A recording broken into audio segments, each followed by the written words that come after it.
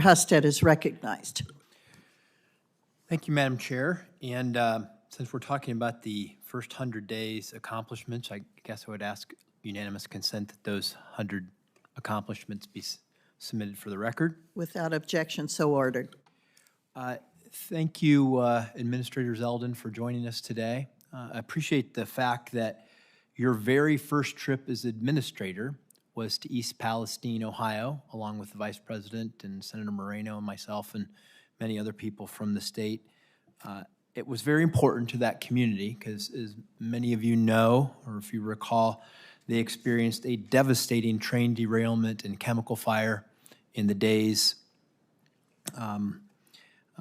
several years ago, and that derailment was devastating for the community, and many of those individuals in the community felt like they were not getting a proper attention over time. And so the fact that you made your first trip as administrator to East Palestine, your first trip was to East Palestine, meant a lot to those folks as they continue to recover and show the resiliency that that community certainly has.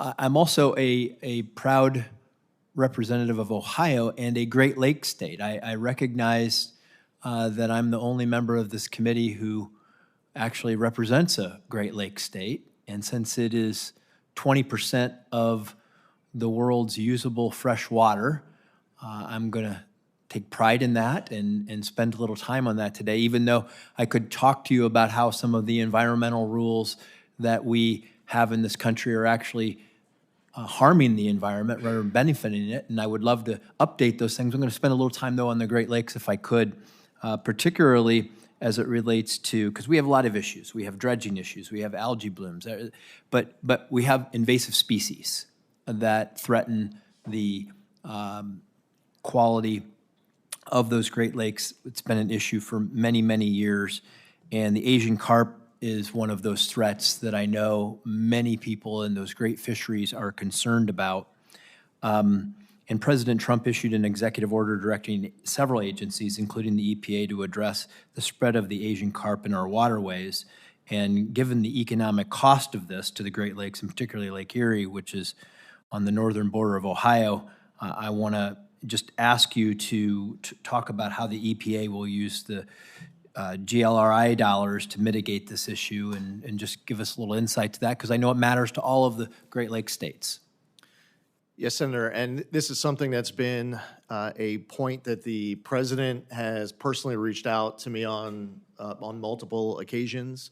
I think that having a vice president now who has previously and still takes great pride in Great Lakes will make sure that it stays on the top of the agenda for the entirety of the administration. The Great Lakes program is one that EPA takes great pride in, has done important work, and that work needs to continue.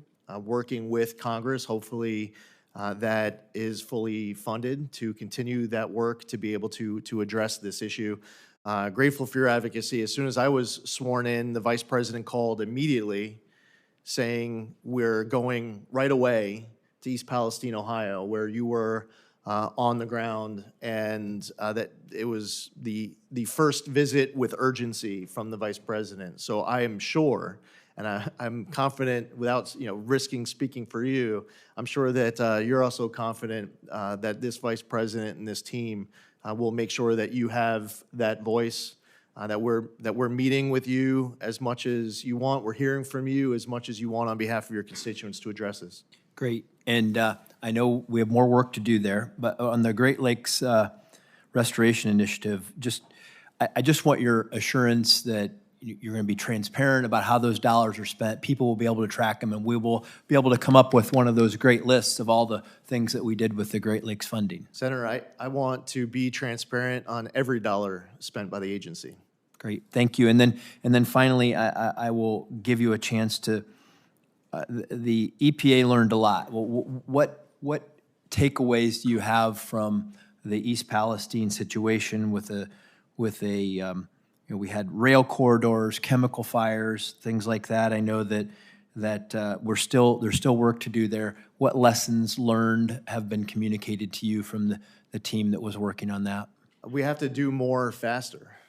We have to ensure that we're present on the ground instantly.